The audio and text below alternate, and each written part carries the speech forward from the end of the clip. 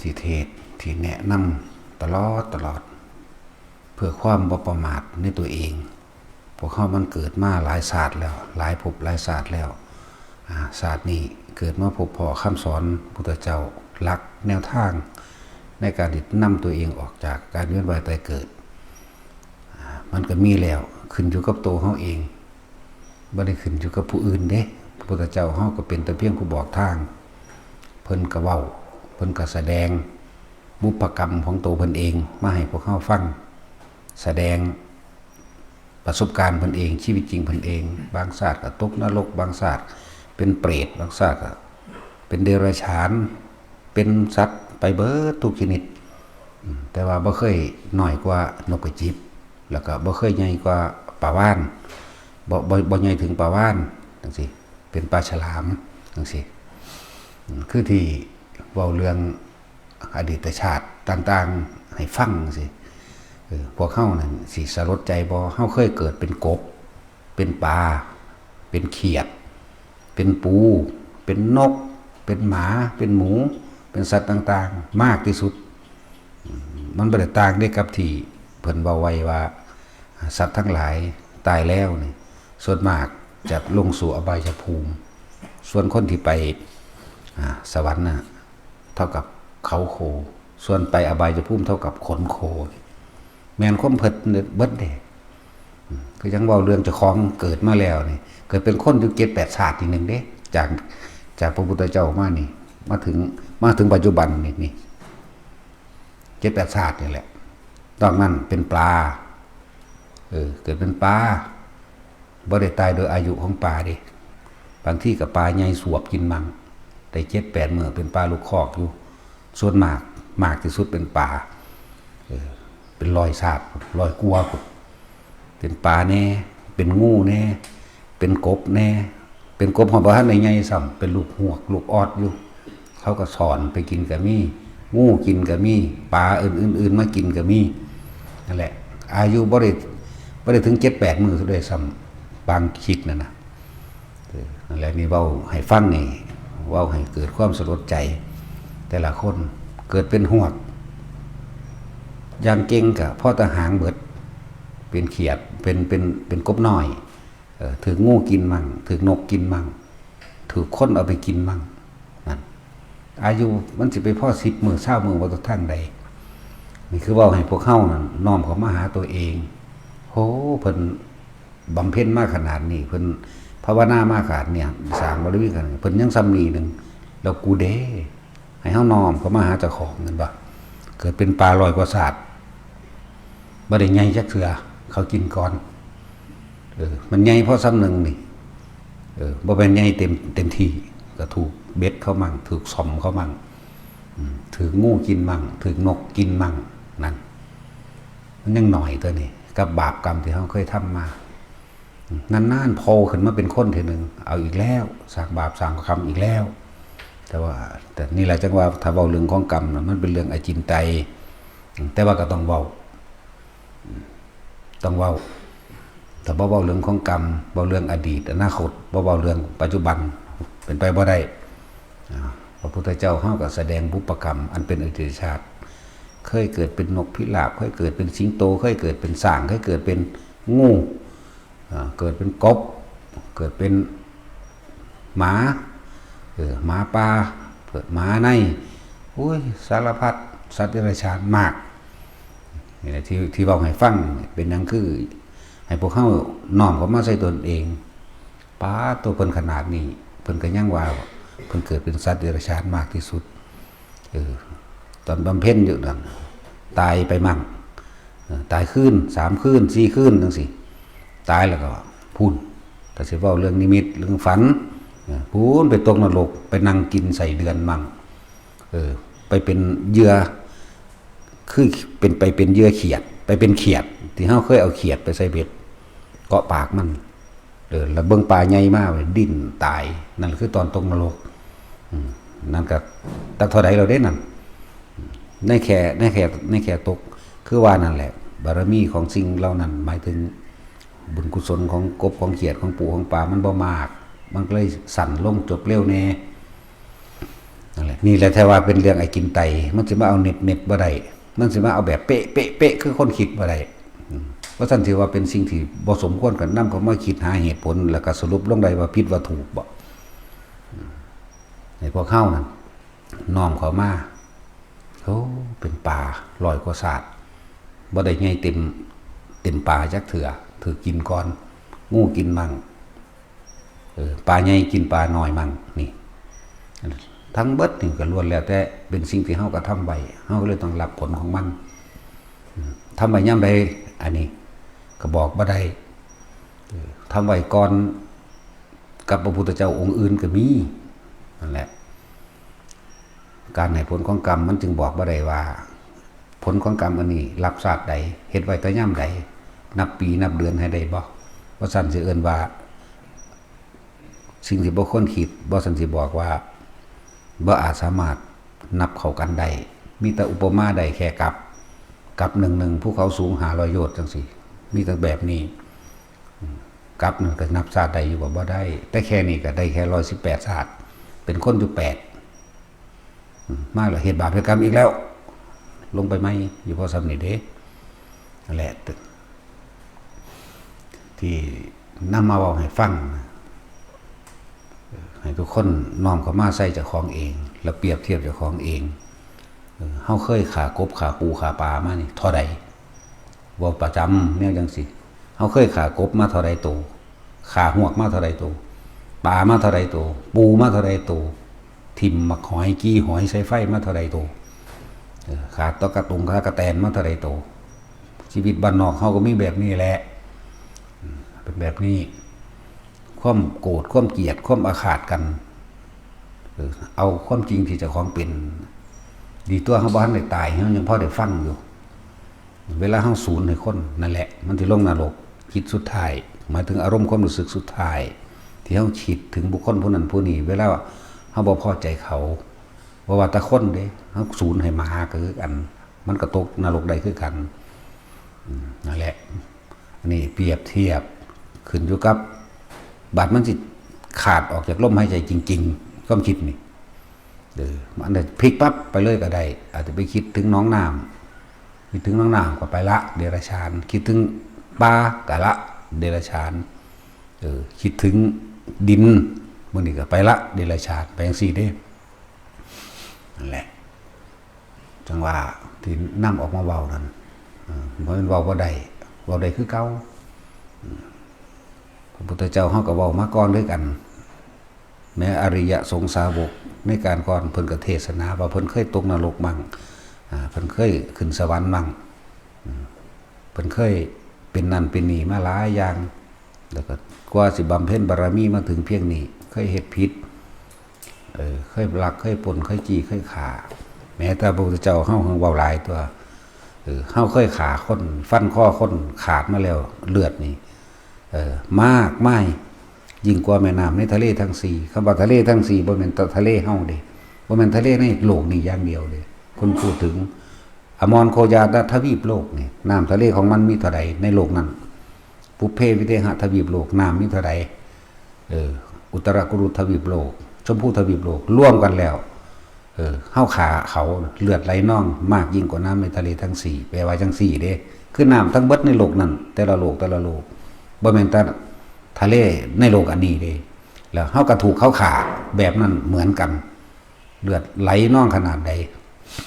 นั่นแหละมันเป็นอย่างสิเทศบ่ได้นะ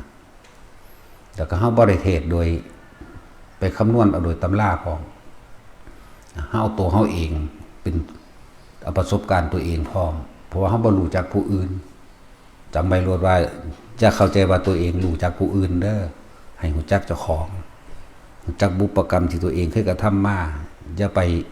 รู้ดีผู้อื่นนั่นแหละคนบ่ปฏิบัติธรรมมันจะมองออกไปข้างนอกผู้นั้นบ่ดีผู้นี้บ่ดีผู้นี้อวดผู้นี้ดีนี่มันจะไปจังซี่เด้แต่เฮานี่น้อมเข้ามาใส่ตัวเองตลอดเลยนั่นแหละจังว่าฝึกหัดปฏิบัติไปเถอะคนที่มีฌานก็เป็นเหตุเป็นปัจจัยให้เกิดญาณแปลว่ายังรู้แปลว่ารู้คนมีฌานเพ่งในอารมณ์เป็นหนึ่งแล้ว1 2 3 4 5 6 7 8ได้ มันก็สามารถรู้ได้แต่ว่าในสิ่งที่เฮารู้มาทั้งเบิดนี่บ่ได้ให้เชื่อฟังดีๆเด้พูดให้ฟังไม่ได้พูดให้เชื่อถ้าเชื่อคือคนโง่ต้องพิสูจน์ด้วยตัวเองแต่ว่าไม่ใช่พิสูจน์ผู้พูดพิสูจน์ตัวเองเข้าใจว่าล่ะให้พิสูจน์ตัวเองบ่แม่นพิสูจน์คนที่พูดนั่นแหละคือพระพุทธเจ้าแสดงธรรมะกูบ่เชื่อเนี่ยกูต้องเบิ่งให้ได้กูต้องรู้ให้ได้ได้วิธีแนวทางเพิ่นสอนไว้ว่าสามารถรู้ได้แบบนี้ระลึกศาสตร์แต่หนหลังระลึกแบบใดระลึกแบบละเอียดระลึกตอนนี้ย้อนหลังขึ้นไปหาเมื่อกี้นี่ย้อนหลังขึ้นไปหานางอยู่หันนางอยู่นี่ย้อนอันนี้แบบละเอียดบางที่ก็บ่ได้ละเอียดขึ้นพึบเป็นแล้วแต่เหตุการณ์มันจะให้แก้บางทีนะแล้วจังหวะเคยเกิดเป็นปลามา100 กว่าศาสตร์เกิดเป็นหมาก็พ่อสิได้ใหญ่ย้อนมันหิวไปลักกินปิ้งปลาเขาไปลักให้เขาก็ค้อนใส่หัวตายซ้ำเนี่ยมันพ่อปีแล้วมันบ่ได้พ่อปีเด้สั้นเดี๋ยวจังบอกว่าพวกเฮามีชีวิตสั้นๆนึงเด้อมันเป็นคนนี่ก็จะคิดว่าจะของยาวเด้อย่างศาสตร์นี่อายุหลายแล้วนี่อายุยืนแล้วนี่50 กว่าละ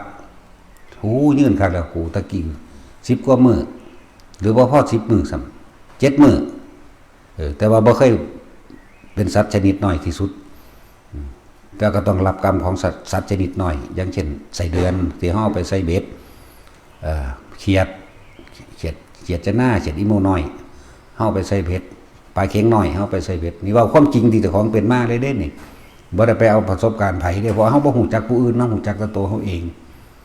แล้ว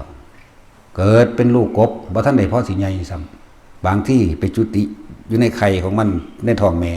เขาก็ขาดแม่ตายซ้ำลูกก็ตายน้ำแน่มันพ่อมือแล้วบ่นั้นจังซั่นแล้วเกิดเป็นปลามากที่สุด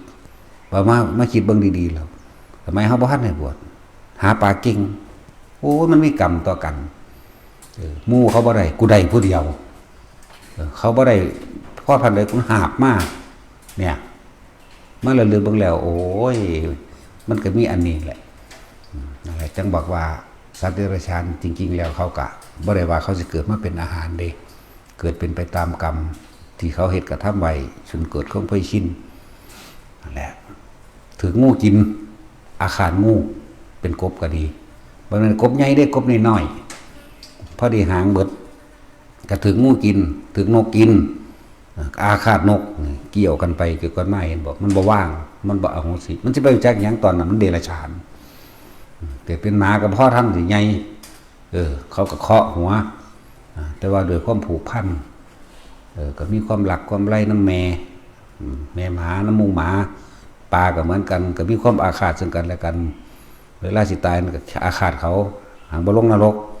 เป็นปลาเป็นอย่าง100 กว่าศาสตร์นั่นแหละบอกให้ฟังให้ทุกคนนำไปว่าโอ้เพิ่นขนาดนี้แล้วกูเด้กูท่านได้ฮู้จักหยังบ่จักหยังก็สร้างบัดเฮาสิใส่กรรมให้เบิดบ่เป็นแต่เฮาสิเว้าเรื่องกำเนิดของเฮาเองก็ยังบอกแล้วว่าหาเท่าใดก็บ่สุดเห็นโพดแต่ว่าบ่สุดมันไกลเกินต้องถอยขึ้นมากลับขึ้นมาอยู่ในปัจจุบันนี่ทีนี้ผู้ใดสิสิ้นกรรมใดก็ต้องอาศัยการหยุดคิดนะคนโบราณที่เพิ่นเขียนไว้ว่าจะใส่เป็นปริศนาธรรมเพิ่นเขียนคำว่าจิเจรุนิยัดใส่ปากคนตายไว้เพิ่นให้เฮาก็มาแปลปริศนาธรรมจิแปลว่าจิตกับผู้รู้กับจิตมีอยู่ในหันเต็มเบิดเจแปลว่าคิดการคิดถึงต้องคิดถึงอดีตและสิ่งที่เป็นรูปวัตถุคนสิ่งของจิเจถ้าจิเจรุที่นี่คำว่านิหมายถึงดับทุกข์คือนิพพานถ้าจิตรู้อยู่เฉพาะกับสิ่งที่มีอยู่ตรงหน้าบ่ว่าจะเป็นรูปรสกลิ่นเสียงบุคคลสัตว์สิ่งของเจตัดเจตนาปราศจากความคิดนึกนะปราศจากความคิดนึกหมายถึงว่าบ่คิดถึงรูปสิ่งใดสิ่งหนึ่งขึ้นมาปรุงแต่งอารมณ์เกิดมาได้นิพพานดับนี่คือปริศนาธรรมที่คนโบราณมันเขียนไว้แต่ก็เลยก็ว่าจิตกับผู้รู้กับจิต จิตเป็นธรรมชาติหนึ่งที่รู้ทุกอย่างโดยสัญญาโดยเวทนาโดยสังขารโดยวิญญาณก็อยู่รวมอยู่ในจิตทั้งเบิดแล้วคือบ่ให้มันรู้ดูอยู่เฉยๆแต่ว่าเป็นการคิดเอาควบคุมมันเอาบ่ได้เพิ่นจึงมีกุศโลบายในการสอนพวกเฮาคือพระพุทธเจ้าสอนพวกเฮาเพิ่นเลยเอิ้นว่าสติปัฏฐาน4เป็นหลักสูตรโดยอาศัยอานาปานสติหลอกความคิดเจ้าของเองให้มาอยู่กับลมบ่ให้มันไปคิดถึงสิ่งอื่นลมนั้นเป็นบ่มีรูปร่างบ่มีตัวตนแค่รู้สึกได้ในลมหายใจลมบ่มีรูปร่างบ่มีหยังมันก็ยังพัดงาไม้หักได้เนาะแต่ว่าเฮาก็ต้องอาศัยลมเลยอยู่กับลมหายใจให้มันตั้งมั่นให้จิตมันตั้งมั่นกับลมตั้งมั่นกับสิ่งที่มันบ่มีรูปคือลมหลอกมันกุศโลบายกับมันไหลเข้าไหลออกเพราะมันก็ตั้งมันเองหลายๆอย่างปรากฏเกิดขึ้นเฮาก็บ่ไหลไปตามมันเพราะเฮามั่นคงนั่นแหละจึงแนะนำแต่ละคนไว้ว่าฐานที่ตั้งแห่งจิตสมาธิแปลว่าหยังแปลว่าจิตตั้งมั่นตั้งไว้ตรงไหนตั้งไว้ตรงฐานที่ตั้งแห่งจิตตั้งตรงไหนลมหายใจมั่งความรู้สึกในกายมั่งที่บอกว่าอุณาโลมเด้อเป็นเบื้องต้นแรกที่พวกเฮาแนะนำกันเรียกว่าเฮาเฮ็ดนี่หาตัวเองหาวิธีหยุดความคิดตัวเองเด้บ่แม่นวิธีที่ตายตัวการชำนาญในการฝึกหัดกับของไผของมันบ่แม่นว่ามันสิเสมอกันเอาว่าบ่มาตรฐานก็แล้วกันอันใดที่มันรู้เท่าทันความคิดได้บ่ไปคิดนึกปรุงแต่งก็เกิดอารมณ์ได้ก็อันนั้นแหละบ่ได้เกี่ยวกันกับว่าจะต้องอย่างนี้เท่านั้นอย่างอื่นไม่จริงเลยเขาเจ้าฝึกบางองค์เพิ่นก็ใช้กุศโลบายหลวงปู่จรัญพ่อแม่ครูอาจารย์หลวงปู่จรัญจังซี่ยุบหนอพองหนอหายใจเข้ารู้สึกตัวว่าพองขึ้นนี่เอาตัวท้องพองขึ้นยุบลงบางองค์เพิ่นเอากุศโลบายในการควบคุมความคิดพุทโธปุรุษีเอานามพะทะจังซี่มันได้ทั้งนั้นเด้หลวงพ่อเทียนเพิ่นเอาการเคลื่อนไหวในกายมีความรู้สึกในกายนี่บ่ผิดบ่ถูกอย่างอันใดก็ตามให้มันปล่อยวางได้ให้มันรู้เท่าทันความคิดนี่จุดหมายมันรู้ทันความคิดจุดหมายมันบอกบาลีว่าอสังขตธรรมไม่คิดนึกปรุงแต่งในสิ่งทั้งหลายทั้งปวงแม้นความรู้ที่เขาไปเห็นจริงก็ตามหรือบ่จริงก็ตามรวบยอดลงสัพเพธรรมานารังอภินิเวสายะก็ได้สิ่งทั้งหลายทั้งปวงไม่ควรเข้าไปยึดมั่นถือมั่นนี่แหละจึงบอกว่าแม้ความรู้จริงของเฮาเองที่เฮาเป็นมาเองเฮาก็บ่ได้ยืนยันตัดสินว่าผิดว่าถูกกับไผแก้ให้แค่คำว่าแก้ให้แค่เอาประสบการณ์ที่เคยเกิดขึ้นมาบอกให้ฟังแต่เฮาจะเอาในหนังสือมันบ่อึดดอกแต่ว่าเฮาบ่แม่นตัวในหนังสือเฮาบ่แม่นความรู้สึกในหนังสือบ่แม่นประสบการณ์ของเฮาเองมาเปรียบเทียบกันแล้วจังซี่โอ้อันนี้คืออันนี้มันก็ตรงกันอยู่แต่เฮาสิไปอธิบายบรรยายอย่างในหนังสือพระไตรปิฎกขนาดนั้นแต่ก็อาศัยหนังสือพระไตรปิฎกก็ตำราและอาจารย์เป็นเสมือนว่าครูผู้สอนบอกทางคนที่ลงเดินทางคนที่ปฏิบัติจริงๆนั่นแหละคือวิชาของเจ้าของเองแท้คือความจริงของเจ้าของเองแท้แล้วว่าให้ทุกคนน้อมกับมาใส่ตัวเองเด้อ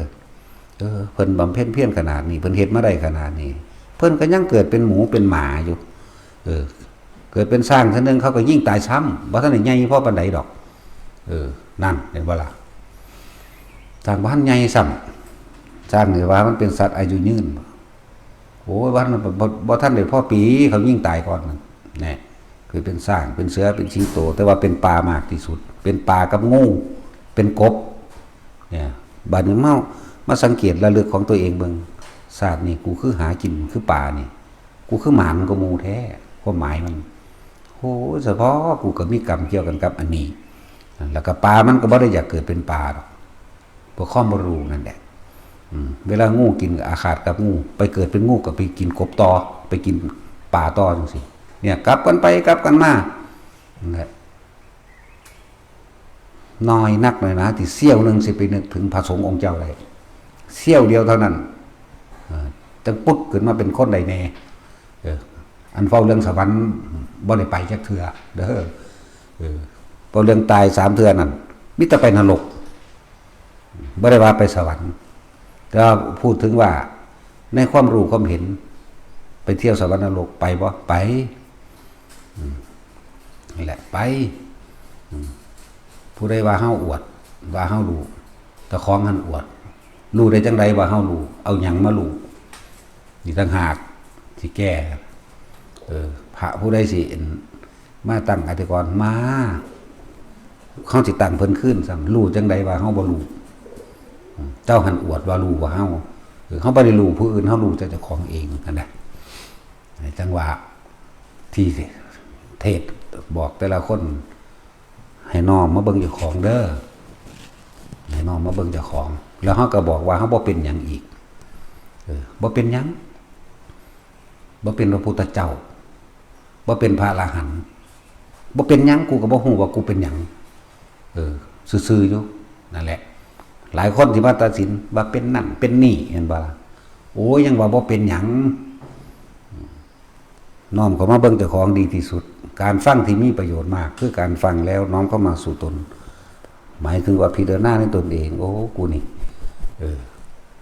บางทีมันก็เป็นคือเพิ่นว่ามันก็ยังความสลดสังเวชใจตัวเองตัวนั่นแหละธรรมะทั้งเบิดมีอยู่ตั้งเอหิปัสสิโกโอปัญญิโกน้อมเข้ามาสู่ตนเอง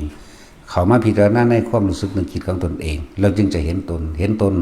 ได้ตนแล้วน่ะเรียกว่าเห็นธรรมเห็นความจริงจริงแล้วมันก็ยังบ่ไปยืนยันตัดสินว่าผิดว่าถูกกับไผมีแต่เว้าให้ฟังซื่อแหละจังว่าเฮาบ่ต้องไปเดือดร้อนวุ่นวายกับไผดอกเฮาน้อมเข้ามาในตัวเองเฮาเองนะบ่จำเป็นต้องไปอธิบายหยังมากเพียงแต่เว้าให้ฟังไปอยู่ป่าจังซั่นจังซี่อดข้าวอดหยังลองเบิ่งทีละ10กว่ามื้อ20มื้อมีนานที่สุดได้แค่ได้49มื้อ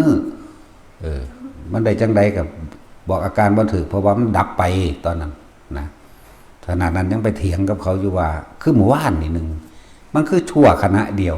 หรือมาเอากูนั่งข้าวเดียวนึงได้นี่กูนั่งเมื่อกี้นี่นึงได้ก็มีแล้วคนที่เคยปฏิบัติคนที่เคยพบประสบการณ์ตัวนี้บ่เถียงคนรู้จริงสิบ่เถียงแต่เขาก็บ่ยืนยันเขาก็บ่เถียงเขาถึงกูเคยเป็นเท่านี้เขาสิรู้แค่นี้นะนั่นแหละพวกที่ว่าอวดตัวเองนั่นอวดบ่รู้บ่แม่นอวดรู้จักว่าล่ะพวกกันจับพระไตรปิฎกนะเฮาก็จับเป็นหยังเฮาสิบ่จักเพิ่นยังว่าอ่านเท่าซุมื้อนี้อ่านอยู่เท่าซุมื้อนี้เพราะว่ามันจำบ่ได้ตะกี้มันจำได้เดี๋ยวนี้มันจำบ่ได้เวลาจิตสลัดดับสัญญาปึ๊บว่างปึ๊บจื้อหยังก็บ่ได้คิดหยังก็บ่ออกอยู่จังซั่นอยู่กับสิ่งที่เห็นอยู่กับสิ่งที่ได้ยินนั่นน่ะแต่ว่าคิดบ่ออกและสาวโวหารโลกสมัยปัจจุบันเพิ่นเอิ้นว่าจิตเวลามันสลัดสัญญามันจื้อหยังบ่ได้เลยแต่ว่ามีสติรู้เด้บ่แม่นว่าแบบคนบ้าเด้คนละแบบกันเด้เฮาเอิ้นสัญญาเวจนิโรธบอกมาประจำอันนี้หังบ่แม่นการเข้าฌานอันนั้นนี่ตาพระอรหันต์ตอนนั้นเฮ็ดได้สัญญาเวที่จะนิโรธสมาบัติเขาดับเบิดทุกอย่างเลยที่ละ7มื้อในตำราเขาจะว่าแต่เฮาเฮ็ดบ่เป็นดอกเอาตำรามาเว้าคือกันเห็นคนทั่วไปเว้ากันมีอนาคามีเข้าได้เข้าบ่ได้นี่ก็เว้าอีกอันนึงล่ะอนาคามีมันยังมีอันนึงอยู่มันยังมีอันนึงอยู่ที่ยังมีความปรารถนาคือการบรรลุอรหันต์หรือบรรลุนิพพานจังซี่มันได้เข้าบ่ได้ถ้าผู้เพิ่นอรหันต์เข้าได้แล้วว่าก็ต้องเป็นผู้ในทางชำนาญในสมาบัติ8พร้อมเด้อรหันต์มันก็มีหลายประเภทเนาะนั่นแหละบอกไปหลายก็เว้าทำนั้นแหละถ้าผู้เข้ามาบวชแท้ๆบ่รู้จักหยังก็บ่อึดบ่อยากหยังนั่นแหละจังว่าพอให้ฟังแต่ละคนว่าหลวงปู่มันเพิ่นว่าเพิ่นเคยเกิดเป็นหมา500ชาติแม่นบ่นั่นแล้วก็จังซั่นแล้วเพิ่นก็สลดสังเวชตัวเองเพิ่นก็เลยถอนความปรารถนาของเพิ่นเองโอ้เกิดเป็นหมาตั้ง500ชาติยาวไกลเหลือเกินถอนความปรารถนาจิตบ่คิดบ่นึกถึงสิ่งใดอีกต่อไปเพิ่นก็อยู่ในธรรมของเพิ่นอยู่ในอานาปานสติของเพิ่นก็อยู่ในของเพิ่นเองนั่นแหละเฮาบ่รู้เพิ่นเฮาบ่ไปบ่ได้นี่เห็นบ่เฮาบ่ฮู้จักเพิ่น เขาบ่แม่นความรู้สึกเพิ่นเนาะว่าแม่นกายเพิ่นก็เว้าไปได้แค่นี้แหละเพิ่นก็อยู่ในถ้ำของเพิ่นเท่านี้หลวงตาบัวอีพ่อเนี่ยบัวมื้อนี้โอ้ยเกินไปว่าเอาล่ะกูก็ถอนออกมาบ่มีความปรารถนาหยังอีกกูบ่เป็นหยังนั่นสั่นตัวนั่นแหละจังว่ามันเป็นหยังสิเว้าบ่ได้เดี๋ยวนี้พระองค์พุทธเจ้าเพิ่นก็เว้าเรื่องอดีตศาสตร์แม่นบ่ล่ะเพิ่นก็เว้าเรื่องการบำเพ็ญเพียรของเพิ่นก็เว้าวิธีถอดถอนตัณหาอุปทานเพิ่นพระอรหันต์แต่ละองค์ภิกษุณีหมู่นั้นได้ทั้งนั้นแหละแต่จังว่าบอกพวกแอดมินทั้งหลายเวลาเขาได้หยังมากก็สร้างอย่าตอบให้เขาสัตว์เต็มที่เขาเลยเฮาสิเทศไปของเฮานะนั่นแหละว่าต้องไปตอบว่าต้องไปถกไปเถียงน้อมเข้ามาเบิ่งอารมณ์ตัวเองเวลามันโมโหปุ๊บหันเข้ามาทันทีอ้าวกูเป็นโมโหเขาเห็นหยังตอนนี้กูกำลังตกนรกเด้โลดนี่แหละนรกดิบคืออารมณ์โมโหนี่บ่พอใจเขามึงมาว่าให้อาจารย์กูมึงมาว่าให้หลวงพ่อกูนั่นแหละให้น้อมเขามาเบิ่งความรู้สึกเจ้าของเองนี่คือบอกเป็นประจำเด้อแล้วบ่สนใจตัวอื่นนี่นั่นแหละจังว่าทุกคนหันเข้ามาเบิ่งแค่ความรู้สึกนึกคิดตัวเองนี่เดี๋ยวก็ได้ดอกหลักธรรมเฮ็ดหาเจ้าของทำค้นหาตัวเองวิธีใดที่มันติดตัวเองค้นเข้ามาในตนเองแล้วก็สิได้เห็นตนเห็นธรรมเห็นตนเห็นตัวใดอัตตาตัวตนมันใดตนก็คือมึงยึดตัวใดอ๋อตัวนี้มันก็ละออกของมันเองดอกกำลังมันพอขึ้นอยู่กับการสะสมของเฮาเองเด้อพอ